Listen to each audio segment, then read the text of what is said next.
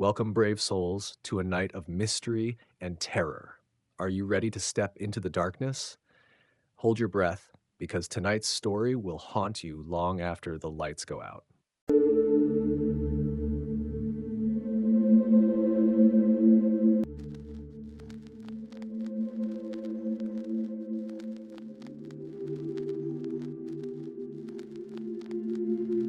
This happened a few months ago. I've been driving for Lyft for a few years now, and I usually stick to late night shifts. The roads are quieter and the tips are better, but there is a trade-off. Every once in a while, you get a story that sticks with you, and not in a good way. I'd always thought of myself as careful. I've dealt with my fair share of odd passengers, but nothing, and I mean nothing, even came close to being as strange as what I'm about to tell you. I didn't have a dash cam at the time, and that night was the main reason I installed one. It started off normal enough, just me and the odd sounds my car would occasionally make. I've got this beat-up 2005 Volvo, but it's reliable as hell. The streets were quite literally deserted, which, like I said earlier, I preferred. Sometime after 2 p.m., I got a request from a convenience store nearby. Seemed harmless at first, but for some reason, I got this weird feeling in my gut about it. You ever get that feeling like something's off, but you can't explain why? That's exactly what hit me as I drove up. Before I even saw the guy, I figured out why I was getting that gut feeling. The convenience store I was pulling up to was closed. All the lights were off, and there was not a single car in the lot. As I pulled closer, I saw him. I made sure to drive pretty slowly so I could get a good look at him. He was pacing outside the store, wearing this ratty hoodie that looked like it hadn't seen a washing machine in years. I'm not kidding about that. There was literally a hole in the sleeve.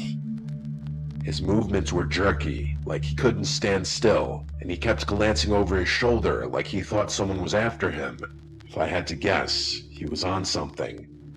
I probably should have just canceled the ride and driven away. I even hovered my finger over the cancel button, but I didn't for whatever reason. I unlocked the doors, and he slid into the back seat without a word. I regretted my decision the moment I took my foot off the brake. Most people either scroll on their phones or stare out the window, but not him. He just sat there, staring at me through the rearview mirror, not blinking, not looking away, just staring directly at me. I tried not to stare back, but I couldn't help but catch his eye a couple of times. He looked kind of angry, which was also pretty unsettling. I tried to ignore him and turned on the radio to break the silence. I don't even remember which station I clicked on, but the moment the music started playing, he snapped at me to turn it off. His voice was deep and a little raspy, and I could tell he was a smoker right away. That kinda caught me off guard, and I jerked the steering wheel a little bit. I resisted the urge to look at him in the mirror and just did as he said, gripping the wheel a little tighter. I didn't say anything, and we drove in silence for a while. I thought maybe he'd just sit there quietly until we got to a stop. That's what I was hoping for, at least. But then he spoke. I remember the conversation like it was yesterday. He asked me if I ever picked up someone I shouldn't have. That question hit me like a brick. I let out this awkward laugh and said, well, I hope not. I was trying to keep it light, but he didn't react. He just leaned back and muttered something to himself that I couldn't hear. Then he started going on about how he used to be an Uber driver and he quit because some punks stole some stuff from his car. He was slurring his words a bit, so I couldn't make out everything he said, but I got the gist of the story for the most part. I looked in the mirror once or twice while he was telling me the story, and I realized he was smiling the whole time, which was incredibly unsettling. A normal person wouldn't smile talking about something like that. He concluded his story by saying, "It's funny how much trust you put in someone sitting right behind you." That comment was what did it for me. I started thinking about him as more of a threat than just a crazy drug addict. Unfortunately, there wasn't much I could do about it. I felt my pulse speed up. I kept my eyes on the road, but my mind was spinning. I glanced at the GPS, focusing on the destination like it was some kind of lifeline. But the guy did not know when to stop talking. He kept babbling about nonsense, some of it concerning and some of it just gibberish. I honestly couldn't keep up. Eventually, he started apologizing to someone, although I don't think it was me. He began insinuating that he had just done something awful and that he was a bad person. He kept saying, "I didn't mean it," repeatedly, followed by a few frantic "I'm sorries." I didn't respond, worried that he'd do something if I did. I didn't know what he'd done or what he was capable of, but I wasn't about to find out. We were only a few minutes from his stop when he snapped out of his muttering haze and yelled at me that I had missed the turn. I didn't miss it. The GPS clearly showed we were on track, but I slammed on the brakes anyway, mostly out of fear. He demanded that I pull over, so that's what I did. My hands were shaking at that point. I just wanted the nightmare to be over. As soon as I shifted into park, headlights appeared behind us. It was a police car. I said a silent prayer and watched as it crept down the road, its spotlight briefly sweeping over my car. The guy in my back seat slouched down like he was trying to stay out of sight. I turned my head and saw him lying almost perfectly flat on my back seat with his eyes closed. I whipped my head back around before he saw me, trying to keep my breathing steady. He stayed in that position for a really uncomfortable amount of time. I wanted to ask him to leave, but decided against it.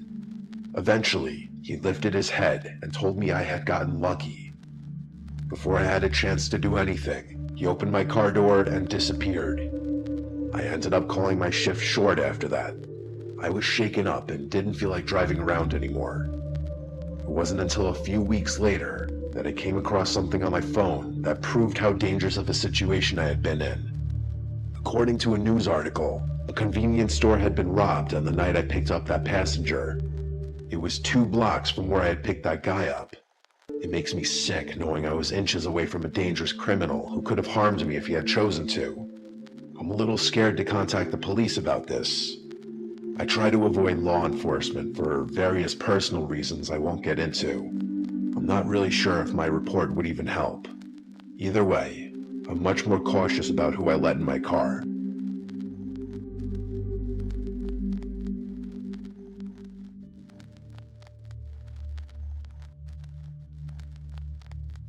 I used to live in the city. The urban lifestyle is honestly what I always envisioned for myself. I'm not going to get into it, but after an extremely traumatic experience, I couldn't bear even the smallest noises. I began to hate noise in general. My psychiatrist told me I had developed a rare case of phonophobia. So that pins and needles feeling you get when your foot falls asleep. It's kind of like that, but in my chest.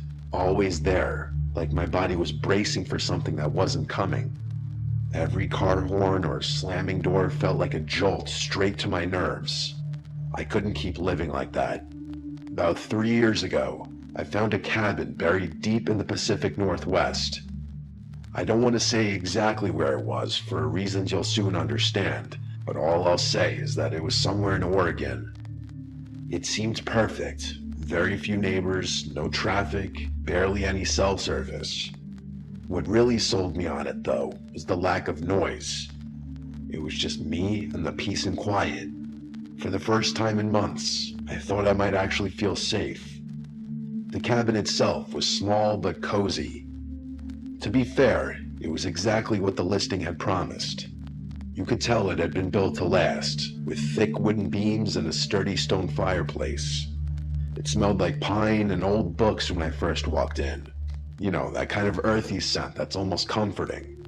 Think like one of those old cabin-style bed and breakfasts, for any of you who have gone skiing before.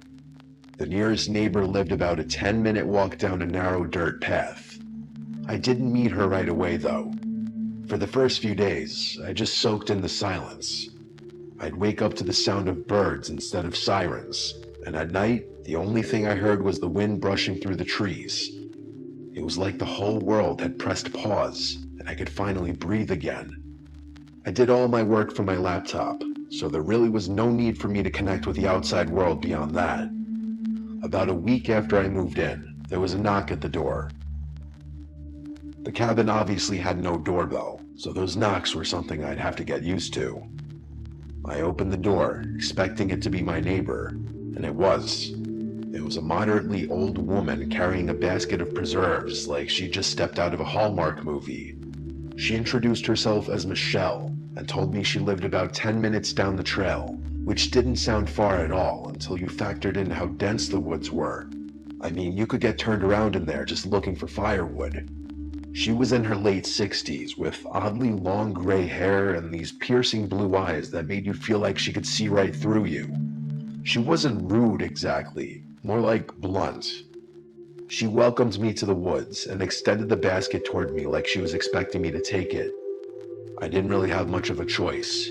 She was practically shoving it in my face. I know it sounds hospitable, but her vibe seemed a little off, if that makes any sense. I grabbed it impulsively, but I admit I had never been treated that way by a neighbor before. It wasn't anything crazy, but it wasn't something I was used to. I thanked her as I took the basket, and she looked at me like she was expecting me to say something else. I honestly didn't know what else to say, so I just smiled.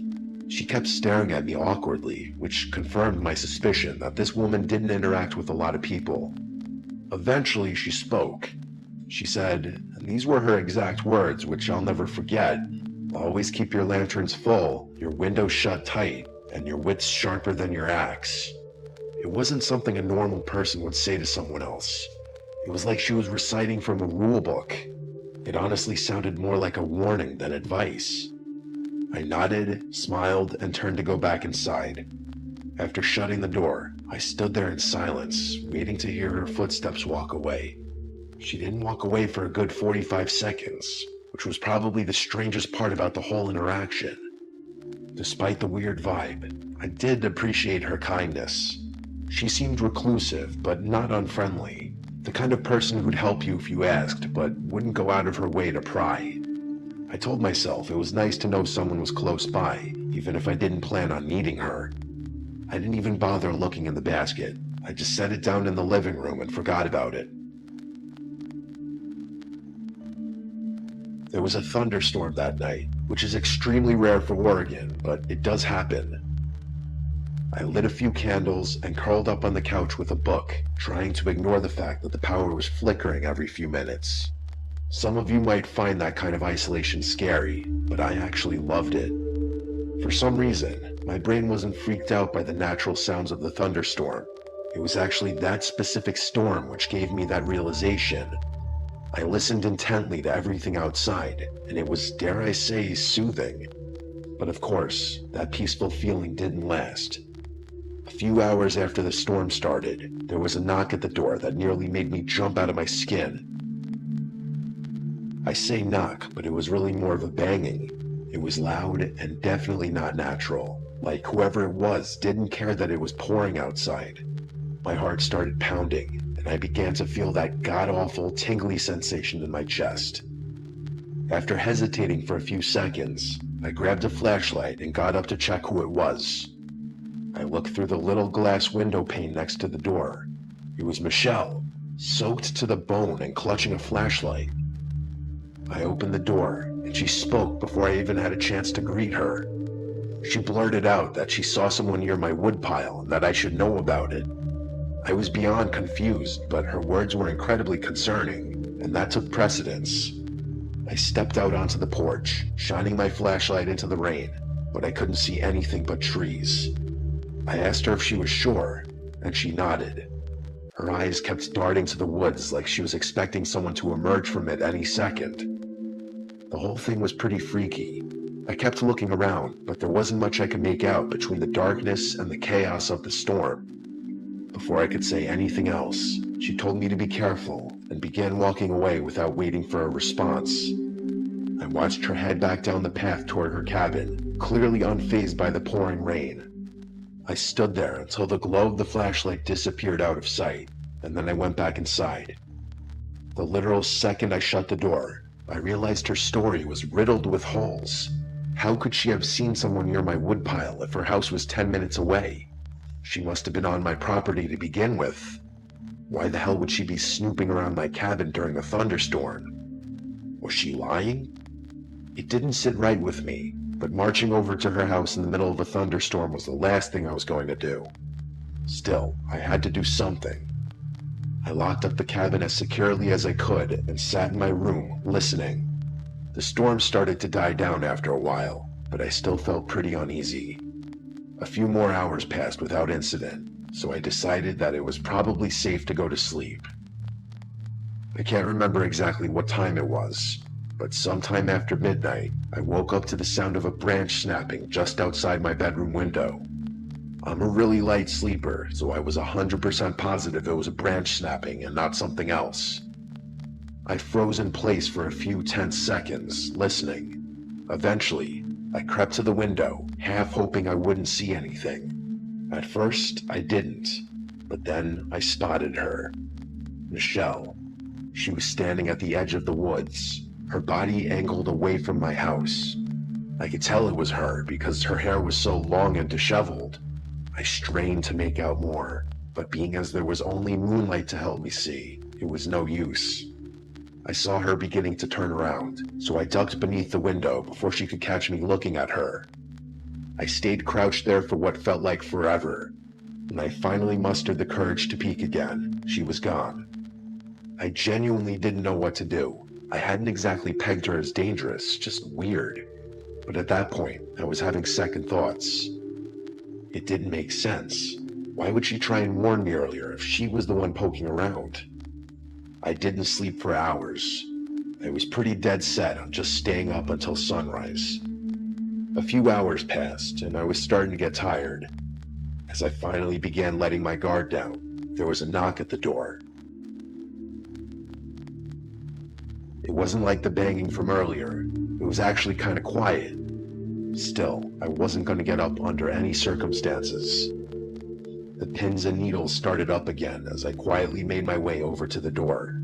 I took an inconspicuous glance through the pane and froze in horror. It wasn't Michelle. It was a burly-looking bald guy with a thick beard. I had to fight every bone in my body not to yell out in fear. The situation instantly went from a 6 to a 10. As quietly as I could, I retreated to my bathroom, locked the door, and called the police. As I was on the phone with them, I started to hear banging on the front door, like someone was repeatedly smashing it with a heavy object. The operator told me help was on the way and instructed me not to hang up. I sat there more terrified than I'd ever been in my entire life. Eventually, the front door gave way, and I heard it crash open. I genuinely thought I was going to die. That man, whoever he was, started smashing things in my cabin. At least that's what it sounded like. All I could hear was the sound of glass breaking and wood splintering. I didn't dare make a sound. Luckily, that man didn't seem to look for me, because I never heard his footsteps leave the living room. Eventually, the smashing sound stopped, and I was sitting in complete silence again. I had been fighting off a panic attack the whole time. To my surprise, the police actually arrived pretty quickly, but not soon enough to catch that guy in the act. He was long gone. I pleaded with the officers to help me out, but they were downright useless. They did a pathetic search of the surrounding property, but that was it. They wouldn't even agree to search the woods, saying that it was too dense and they were unlikely to find him there anyway. I begged them to accompany me to Michelle's house at least, which they agreed to. When we got to her property, my jaw literally dropped. The entire cabin was abandoned. The cops confirmed this and said no one had lived there in decades. I told them they had to search it for squatters, but they told me there was no reason for them to do that. They tried to tell me that there was no clear signs of habitation, so it would be a waste of time. I damn near lost my mind when I heard them say that. I tried to argue, but they more or less told me that living in the woods was a risk I was taking and was not their problem. They left after that, which infuriated me. I obviously moved out of that cabin, but not before spending one more night there. It was awful, but I made it through without anything happening. Things have been good for me since then, but I still constantly think about this experience. Some of my superstitious friends have theorized that Michelle was actually a spirit that was trying to protect me, and that she was really just trying to watch over my property for whatever reason.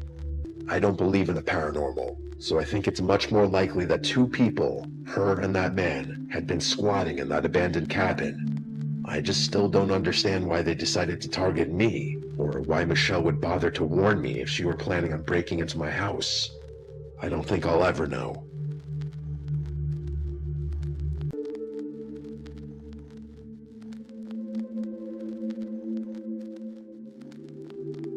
My name is Luke. My girlfriend Catherine and I met 3 years ago as freshmen in college. We go to Stanford, which has been my dream school since I was like 8. Neither of us are from California. Pretty far from it, actually. We're both from Ohio. Her from Cincinnati, and me just outside Columbus. I think that's a big reason we were so attracted to each other. I think people from similar areas are naturally drawn to each other for whatever reason. Stanford's not a huge school, but most of the student body is originally from California, so us being from the Midwest definitely differentiates us. One of the traditions we've created is how we split Christmas between our families. Catherine's popular amongst my relatives, so her presence is always appreciated and welcomed, damn near expected at this point. Since her house is just a 2-hour drive from mine, we decided early on to spend Christmas Eve with my family, who celebrates Christmas Eve night, and then drive through the night to her house for Christmas Day. Until I met her, I didn't realize that most families celebrate Christmas the day of, not the night before. Oddly enough, my favorite part of the holiday isn't Christmas Eve or Christmas Day though. It's that late night drive. It's become its own little tradition, something we both look forward to every year. The first time we did it still remains one of my favorite memories with her. Because of where I live, the quickest route from my house to hers doesn't take us on a major highway. Most of the route is quiet back roads, just fields, trees, and the occasional distant farmhouse. It's always really late at night when we do it, so in combination with the secluded route, we rarely encounter any other cars. It feels like the world is asleep, and we have it all to ourselves. Don't laugh, but we always blast Juice WRLD during the drive. His music has been a shared obsession since we met. I know his music is a little cringy, but something about singing the lyrics together is really special. It's like we're in sync. This past Christmas Eve started like any other. After a wholesome night with my entire extended family, we packed up my car around midnight and hit the road. The snow was falling lightly, and the roads were deserted as expected. With the music and heat cranked up, everything felt perfect. That all changed in an instant, though. What I'm about to describe to you is still one of the most unsettling things I've ever experienced. Probably the most unsettling thing. I was driving along when the music was interrupted by my phone ringing. I glanced down, a little irritated that I'd be getting a call this late. It was an unknown number. I ignored it without thinking. Probably a scam call. Those things are constant these days. Catherine made a joke about how committed those call center guys must be making calls on Christmas. I laughed in agreement, and that was that. But then, a few minutes later, my phone rang a second time. I again looked down and saw that it was another unknown number, probably the same one as before. I sighed, irritated, but let it go to voicemail. Catherine glanced at me and raised her eyebrow, but didn't say anything. I tilted my phone towards her to show her that it was an unknown number, and she said, "That's so weird," with a confused look. I didn't respond, instead just shrugged my shoulders. The music eventually resumed, and I tried to take my mind off the phone calls. But of course, not 2 minutes later, my phone rang again. I was pissed at that point, cursing under my breath as I fumbled wildly for my phone. I snatched it from the console and swiped aggressively across the screen, ready to tell whoever it was to screw off for spamming my phone. I could tell I startled Catherine, as her body tensed up with my sudden movements. In hindsight, I probably overreacted, but I was sick of being harassed. I basically barked hello into the phone with as sharp a tone as I could muster. I expected a scam script to begin, but I was instead met with silence. I turned up the volume in my car and immediately picked up on a faint static coming from the other side of the line. I was about to hang up when a man's voice spoke. The voice didn't belong to anyone I knew. "Hello, Luke." I was so caught off guard I nearly swerved off the road. I couldn't speak. I felt my whole body starting to itch, which always happens to me when I'm nervous. Before I could respond, the man continued. He started reciting personal information, my full name, my address, details about my life that no stranger should know, details that no stranger could know. My mind was racing, trying to make sense of it. I wanted to pull over on the side of the road, but I kept driving like I was in some kind of trance. I considered shouting at him, but decided that anger wasn't the best resource in a situation like this. After he paused for a few tense moments, I finally spoke. I asked him what he wanted in a steady voice, trying to hide the fear I was feeling. The voice paused before delivering the words that made my blood run cold. He said that he wasn't here for me, that he was here for Catherine. Hearing my girlfriend's name was about 100 times more terrifying than hearing my own, and the horrified expression on her face told me that she was just as shocked as I was. I blurted out that I didn't know a Catherine, that he must have the wrong number. The man chuckled before saying, "She's sitting right next to you." That was too much for me. I pulled over on the side of the road. I had no choice. My hands were literally shaking in fear. I was about to say something when Catherine reached into my lap in one fluid movement and hung up the phone. Just like that, I literally screamed in her face, demanding to know why she hung up on a stranger that was making personal threats towards us. She didn't answer, just looked at me with wide, fearful eyes.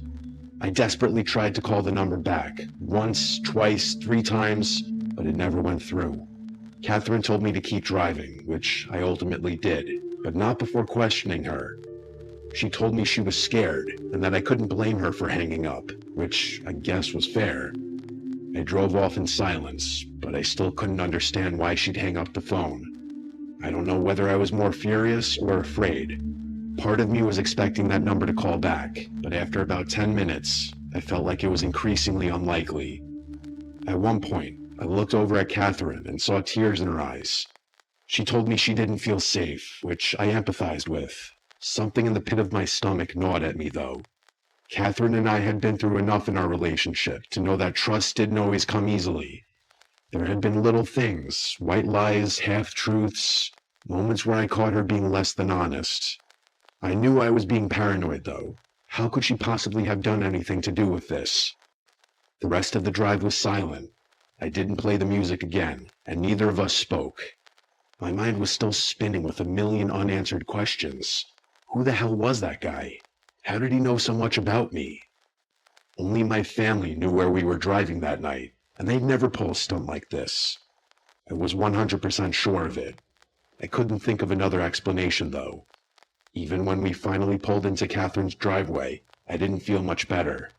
It's been almost a month since this happened, and I have yet to get my answers. Neither of our family members were responsible. We asked all of them. Catherine swears she's just as clueless as I am, which leads me to believe the person on the other end of the phone call had sinister intentions. You might think I'm overreacting to a harmless prank, but I'm telling you, other than our family members, there are no people on Earth who knew Catherine and I would be driving that night. I had been really tense ever since. I can't help but brace myself every time my phone rings. I know he's going to call me again eventually. It's just a matter of time.